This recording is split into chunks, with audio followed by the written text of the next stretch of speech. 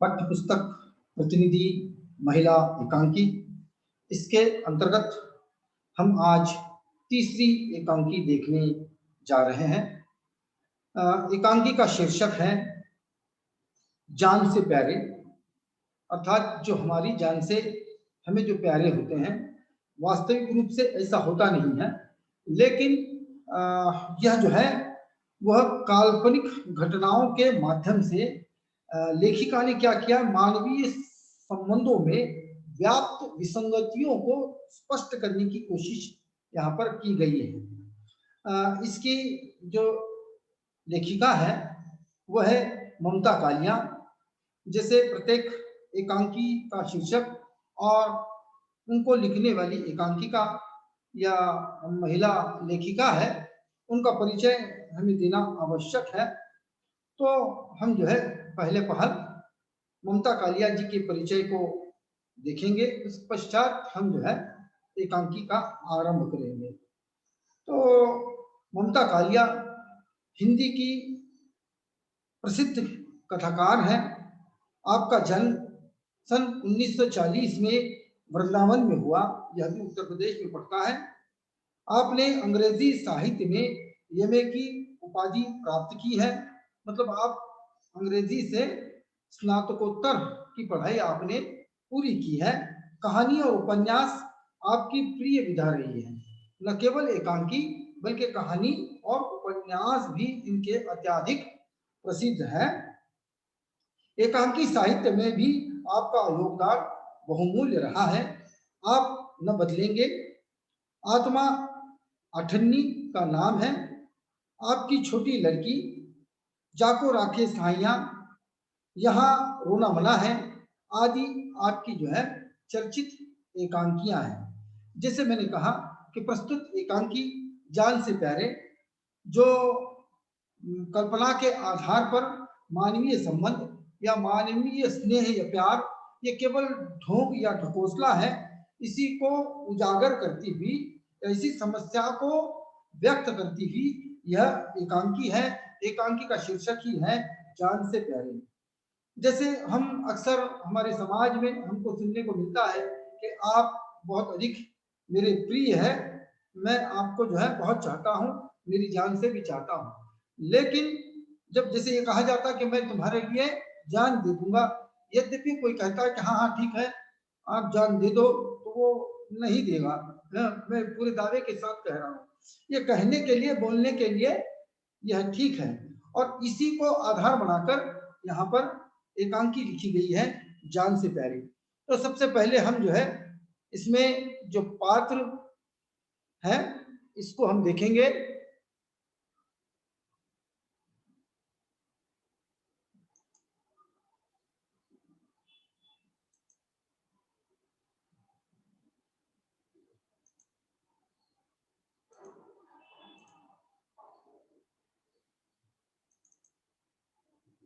जिसे इसके पहले भी हमने देखा है कि पात्रों को देखना अत्यंत आवश्यक है। उनका जो आपसी संबंध है यह भी हमको देखना अत्यंत आवश्यक होता है कि कौन सा पात्र किस भूमिका में है, यह भी देखना हमारे लिए अत्यंत आवश्यक हो जाता है। यद्यपि आपके स्क्रीन पर आ जाता है तो आपको अच्छी तरह से ये समझ में आ जाता है। जैसे मैंने परिचय आपको दिया है ऊपर, संक्षेप में मैंने उनका परिचय, ममता कालिया जी का परिचय दिया है। इसके बाद हम पात्र परिचय को देखेंगे। यहाँ पर कुछ जगह पर नाम है, कुछ जगह पर केवल संबोधन यहाँ पर दिया गया है, आपको उस हिसाब से इसको समझना है। तो इसमें जो प्रधान एवं महत्वपूर्ण जो पात्र है वो डॉक्टर कौशिक का है। इसको याद में रखिएगा, इस पात्र को और इसके नाम को, कौशिक जो के डॉक्टर हैं, जिसे उनके नाम के आगे ही लिखा गया है। और उन्हीं का जो असिस्टेंट है वह है अविनाश। डॉक्टरी अभी इसकी पूरी नहीं हुई है, लेकिन उनके साथ ही हमेशा रहता है, सहसा उनका ये विद्यार्थी है।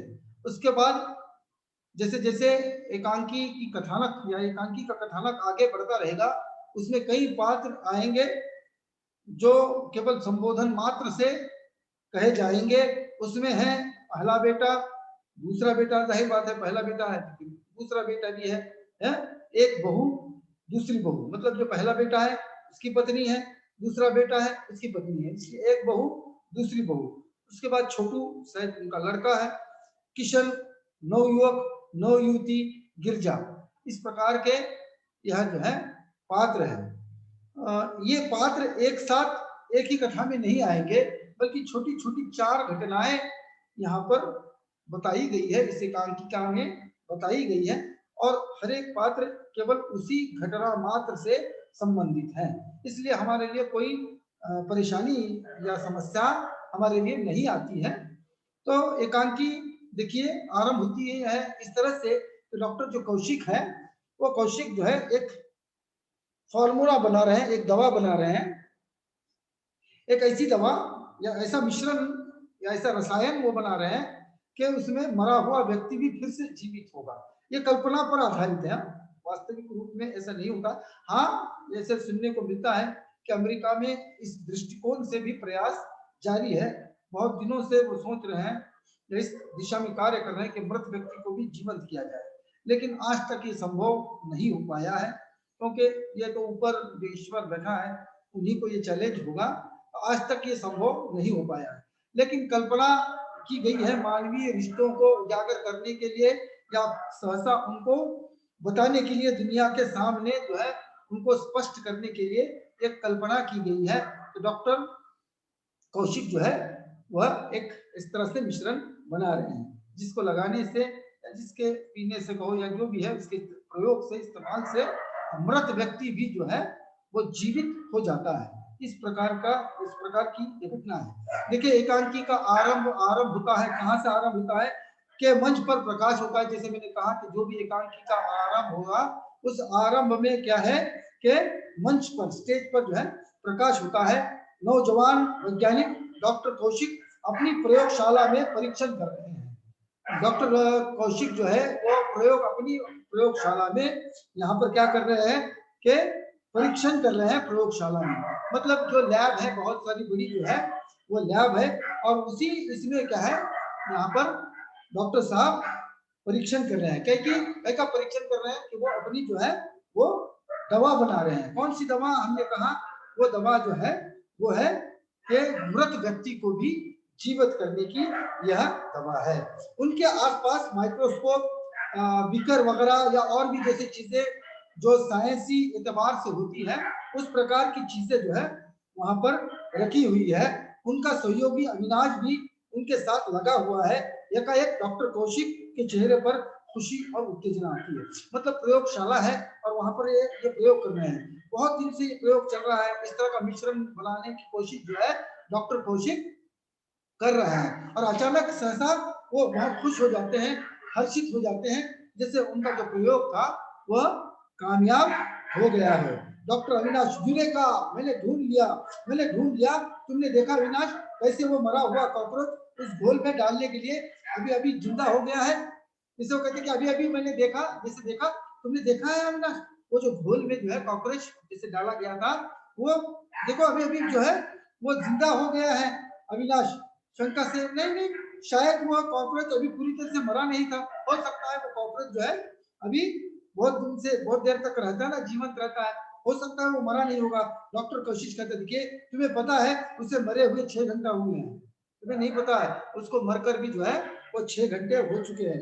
अविनाश देखिए कहता कि देखिए बड़ी बेढप चीज है कॉकरोच, आप उसे चप्पल से कुचल दे, सांसी से दबा दे, पहाड़ से गिरा दे, समंदर से डुबो दे, वो थोड़ी देर में सांस लेकर फिर चल देगा।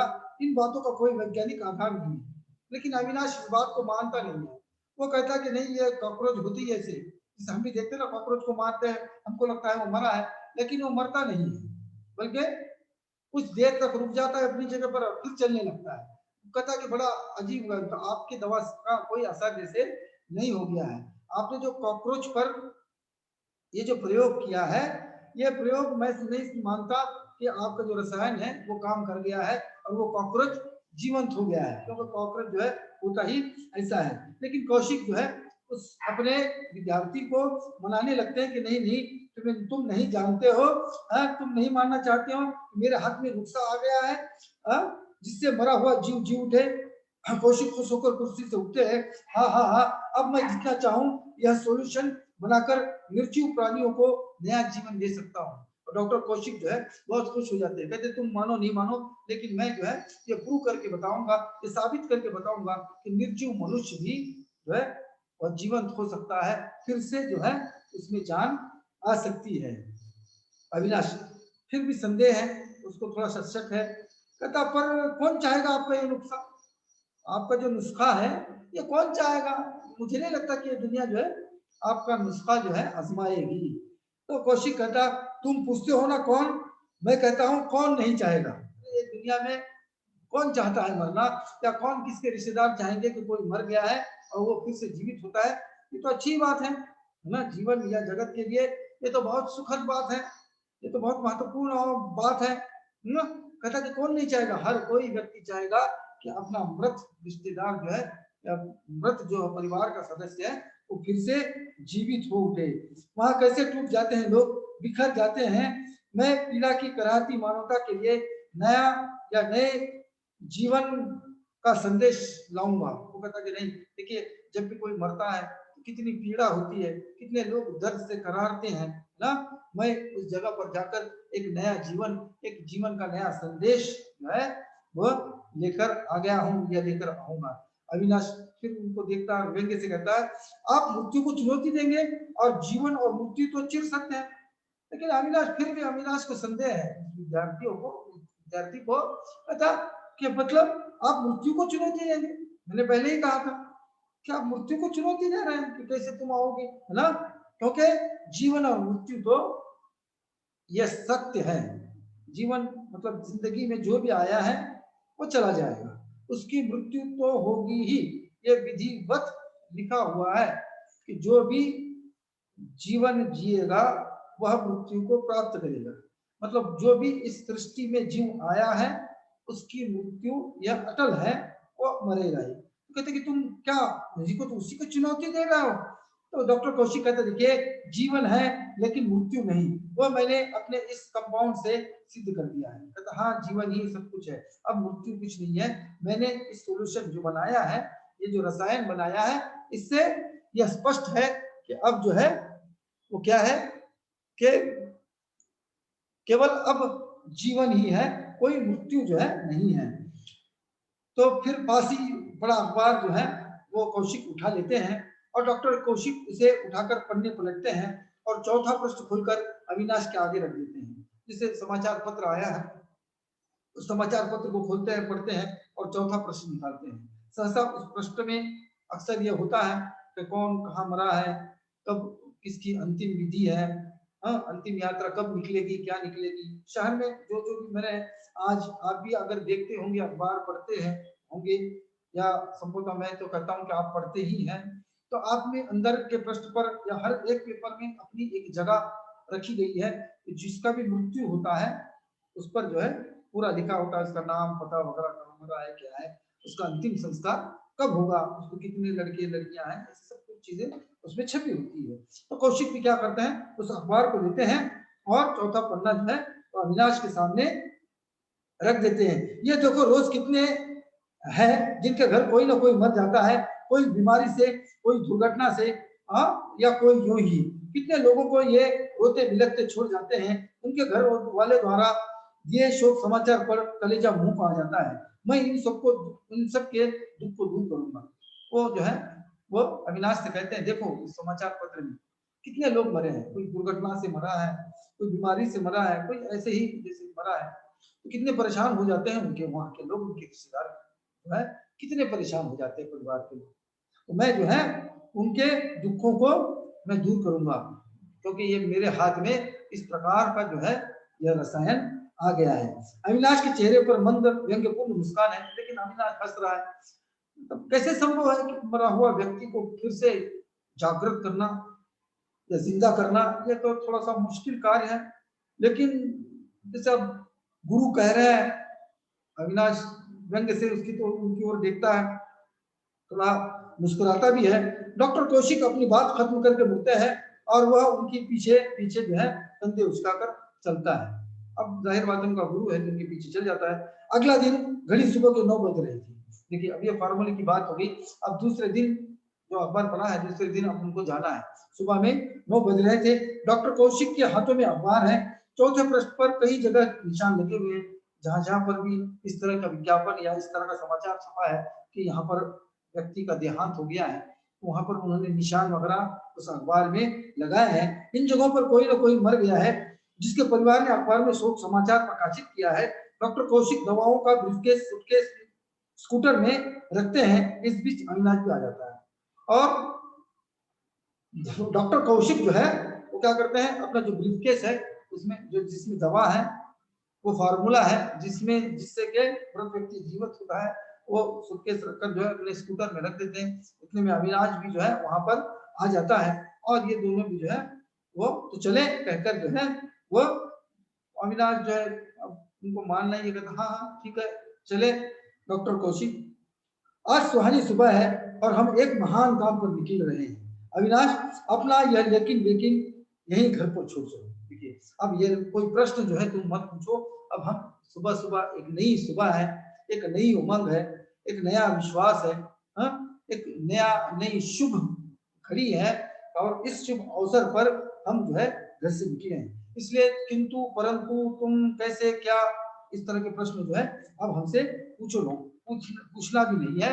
दोनों भी जो है स्कूटर पर बैठ जाते हैं, हाँ? और वो उनके हाथ में या उनके पास जो है वो समाचार पत्र है जहां पर विज्ञापन छपा है, प्रकाशित जो है तो समाचार छपा है। कौन सा समाचार? मृत्यु का समाचार जहां पर छपा है या शोक समाचार जहां पर छपा है, उसको वो देखते हैं, वो पते को देखते हैं और उस पते की ओर ये निकलते हैं। 2-4 मोड़ घूमने के बाद वे जिस कॉलोनी में आते हैं उसके साइन बोर्ड पर लिखा है भावना नगर, और जहां मृत्यु हो गई है उस जो इलाका है, वो जो जगह है उसका नाम या वो जो कॉलोनी है उसका नाम है भावना नगर। मतलब जो जिसमें भावना होती है या भावनिक लोग होते हैं उन लोगों का नगर भावना नगर है ना। मतलब सभी का हृदय जो है बहुत अच्छा है, भावमयी लोग है, इस प्रकार से या स्नेह से ये लोग रहते हैं, इस प्रकार का ये नाम है भावनगर। एक लंबी सड़क के अंतिम छोर पर वे एक ऐसे मकान पर रुकते हैं जहां काफी भीड़ लगी है। सभी के चेहरे शोकमग्न हैं। लोग मृतक के गुणों का बखान करते हुए उनकी मृत्यु पर अफसोस प्रकट करते हैं। और जैसे ही वो सड़क खत्म हो जाती है और देखते हैं कि कुछ लोग जमे हैं, मतलब यहाँ पर किसी की मृत्यु हो गई है, लोग शोकमग्न है, गम में डूबे हुए हैं। और जैसा भारतीय संस्कृति है कि मरने वाले को कभी भी बुरा नहीं कहते हैं, उसकी जो भी खूबियां हैं उस खूबियों को दोहराते हैं। बहुत अच्छा था, बहुत अच्छा लोगों को साथ देता था, या जो भी चीजें हैं है ना, मुझे भी 1-2 बार छोड़ा था उसने, बहुत बड़े दिल का था, ये सारी चीजें अपने आप ही अनायास ही निकलती। भारतीय संस्कृति है, कभी जो है मरने वाले को अच्छा नहीं, बुरा नहीं कहा जाता। अच्छा मतलब अच्छा मर गया ऐसा नहीं कहा जाता, मतलब किसी को भी बुरा नहीं कहते, जो भी मर गया है उसको अच्छा ही कहा जाता है। तो लोग हैं वहां पर जमे हुए, शोकमग्न है, शायद किसी की वहां पर मृत्यु हो गई है। और उसी पर वहीं पर जो है पहला बेटा वहां पर आ जाता है, वहां रहता है पहला बेटा, जिसे हमने पात्र परिचय में आपको बताया था। हाय, जब तक पिताजी थे मुझे घर की कोई फिक्र नहीं थी। महीने में से 20-20 दिन में दौरे पर रहता था, उन्हीं के भरोसे। अब क्या होगा, है ना। मतलब एक एक उदाहरण बताया गया है। छोटा बेटा रो रहा है कि मेरे पिताजी बहुत अच्छे थे, मुझे कोई परेशानी नहीं थी, उन्हीं के भरोसे पर मैं कई दिनों तक घर के बाहर रहता था, है ना, मुझे कोई परेशानी नहीं थी। लेकिन हाय रे, पिताजी चले गए। तो दूसरा बेटा भी उसी के गम में जो है उसकी आवाज में अपनी भी आवाज लगा देता है, मिला देता है, कहता पिताजी तो महापुरुष थे, मैं इतना बड़ा हो गया फिर भी मुझे बच्चा मानते थे। कभी पिछले साल या अभी पिछले साल ही उन्होंने मेरे लिए घड़ी जो है तो सालगिरह पर दी थी। इस तरह की याद करते हुए दोनों बच्चे जो है वहां पर होते हैं, बड़ा और छोटा बेटा जो है उस व्यक्ति का। मतलब सहसा कोई बूढ़ा व्यक्ति है जिसका जो है वह देहांत हो गया है, जिसकी मृत्यु हो गई है। अब उन्हीं के मृत्यु पर ये दोनों उसके जो बेटे हैं वो बिलक बिलक कर रो रहे हैं। और ये सब देखकर कौशिक को बहुत बुरा लग रहा है, क्योंकि उनकी याद में जो है जिस तरह से वो बोल रहे हैं। और न केवल यहाँ पर बेटे रो रहे हैं बल्कि बहू भी जो है काफी परेशान है। अब देखिए बहू अपने ससुर सास और ससुर के लिए रोती है। अगर मैं ऐसा कहूँ तो काफी मुश्किल हो जाता है, क्योंकि आजकल हम देखते हैं कि सास मरती है तो बहू केवल भरी ऊपर होती है, अंदर तो वो बहुत खुश हो जाती है, अच्छा हुआ बुढ़िया चली गई।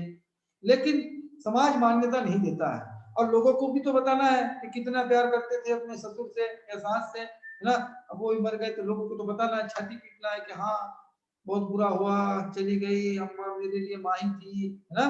ठीक उसी तरह से बहू कहती थी हाय वे मनुष्य नहीं देवता थे, मतलब ससुर के लिए कह रही, तो केवल मनुष्य नहीं थे देवता थे, उनके बिना हम कैसे जिएंगे, मतलब वो तो चले गए, अब हमारा जीवन भी मुश्किल हो गया। हालांकि कोई किसी के जाने से कोई ठहरता नहीं है, न जिंदगी ठहरती है न दुनिया ठहरती है, लोग आते हैं और चले जाते हैं, और न कोई किसी के लिए रुकता नहीं है। किसी के मृत्यु से ये दुनिया आज तक तो थमी नहीं है। लेकिन जो कहने की बात है, या जो रिवाज या परंपराएं हमारी चलती आई है, कहता है कि अब हम कैसे जिएंगे। डॉक्टर कौशिक मृतक के बेटों की एक तरफ से जाकर बड़ी उमंग से उसको बुलाता है। डॉक्टर कौशिक को बहुत बुरा लगता है। अब उसका जो नुस्खा है वो आजमाने की बारी आ गई है। वो जो है बेटे को जो है इशारे से बुला लेता है, और जो है अपने खोज के बारे में, उन्होंने जो नया खोज किया है, जो नुस्खा बनाया है, उसके बारे में बेटे को कहता है। यकीन मानिए मैंने ऐसा फार्मूला ढूंढ निकाला है कि मैं आपके पूज्य पिताजी को जीवित कर सकता हूँ। देखिए वो क्या है, वो आकर जो है अपने वो उसके बेटे को कह देता है, अरे तुम परेशान मत हो, मैंने ऐसा फार्मूला खोज निकाला है कि मृत व्यक्ति या तुम्हारे जो परम पूज्य पिताजी हैं, तो मुझे देखा नहीं जा रहा, आप इतने दुख में हैं, शोकमग्न हैं, इसलिए मैंने इस तरह का फार्मूला बनाया है कि आपके पिताजी फिर से जीवित हो सकते हैं। दोनों बेटे एक हक्का पक्का होकर एक दूसरे को देखते हैं, है ना। कभी वो डॉक्टर कौशिक को देखते हैं, कभी एक दूसरे को देखते हैं। हाँ, वहां पर उनकी पत्नियां भी आ जाती है, ये क्या कह रहा है, पिताजी तो चले गए, है ना। मतलब ये भी अपने पिता से इतने दुखी नहीं है, क्योंकि उम्र हो गई है, और पिता के पास जितना भी माल है, जितनी भी संपत्ति है, अब क्या है पिताजी जाने के बाद उन्हीं बच्चों की वो संपत्ति होगी। तो कई बार ऐसा देखा है। देखिए मैं वास्तविकता की बात करता हूँ, जो दिखता है, जो समाज में घटित होता है, मैं वही बात करता हूँ, चाहे आपको बुरा लगे या सुनने में थोड़ा सा अटपटा सा लगे। लेकिन जैसे ही व्यक्ति बूढ़ा होता है, उसके बेटे, उनकी शादियां होती है या उनको और बेटे हो जाते हैं, तब ये चाहते हैं कि अपने पिताजी का राम नाम सत्य हो, जल्दी ही सत्य हो। वरना क्या है, वो पैसे बहुत बूढ़ा मार कर बैठ जाता है, और हम कब देगा, हमें क्या कब मिलेगा वो पैसा। जैसे पिताजी की मृत्यु होती है तो वसीयत के अनुसार, या फिर जो है वो उनके जो उत्तराधिकारी हैं वो बेटे ही होते हैं, संपत्ति का अधिकार जो है बेटों को मिलता है। तो वो यही चाहते हैं कि पिताजी जल्दी से मृत्यु को प्राप्त करें और उनकी संपत्ति हमें मिले। तो यही बात ये दोनों बेटे में भी हो रही है। और उतने में फिर ये जो उनकी पत्नियां हैं वो आती है, वो तो बहू है, वो तो बाहर की है। जब बेटा ही ऐसा सोच रहा है तो बहू भला कैसे अच्छा सोचेगी।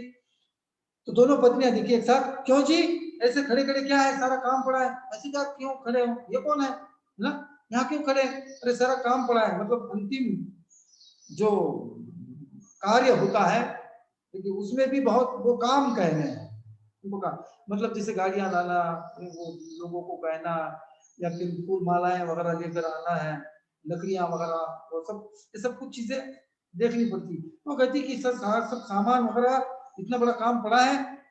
तो दोनों बेटे कहते हैं हाँ हाँ ठीक है, लेकिन ये कहते हैं, ये मतलब कौशिक जी कह रहे हैं, डॉक्टर कौशिक, मुझसे आप लोगों का दुख देखा नहीं जा रहा है। आज सुबह ही अखबार में मैंने यह शोक समाचार पढ़ा जो आपने दिया था। हाल ही में मैंने एक फार्मूला ढूंढ निकाला है जिससे पिताजी को नई जिंदगी मिल सकती है। वो जो है वही बात जो दो बेटों को कहता है, वही बात उनकी पत्नियों को भी वो कहता है।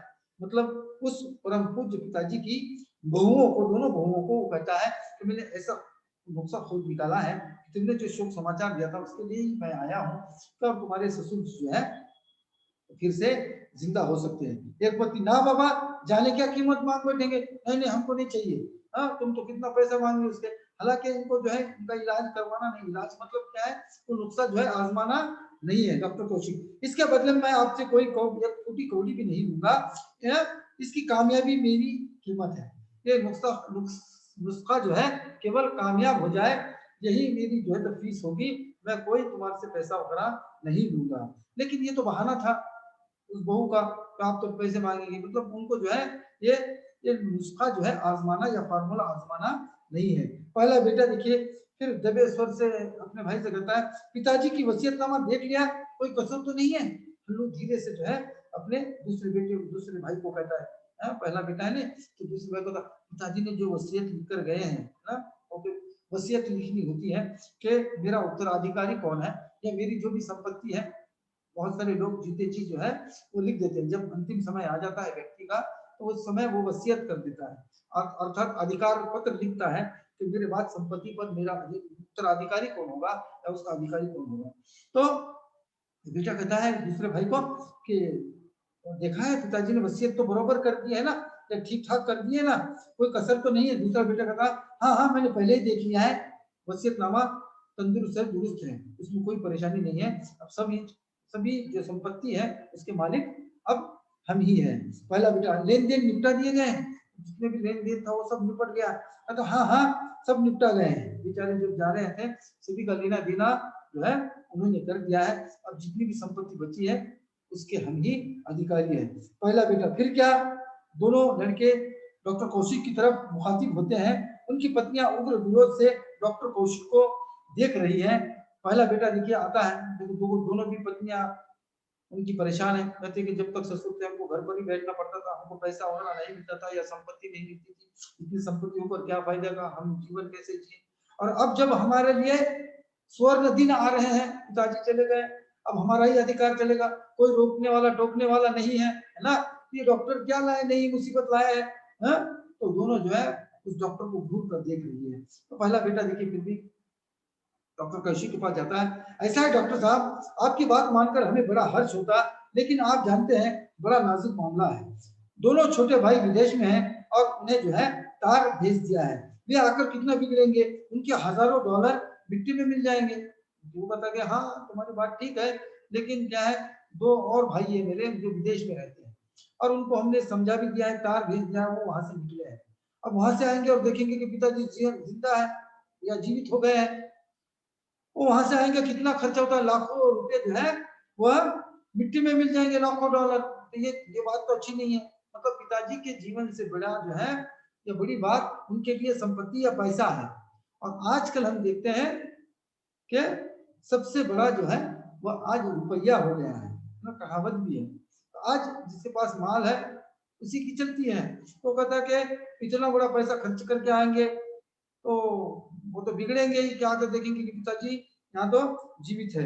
दूसरा बेटा, हाँ आप भी साहब अजीब है ना, ऐसे रहता है क्या, आप भी अजीब है, ऐसी कौन सी दवा है जैसे, हाँ इधर हमें सारा इंतजाम करना है, देर हो रही है, आप उधर एक नया शगुफ्ता लेकर आए और तुमको समझता है कि कहता क्या कौन सा फार्मूला, अभी इतने सारे काम पड़े हैं, लोग आ रहे हैं, उनका अंतिम क्रिया करना है, अंतिम संस्कार करना है, इतने काम है, हटो जाओ जैसे।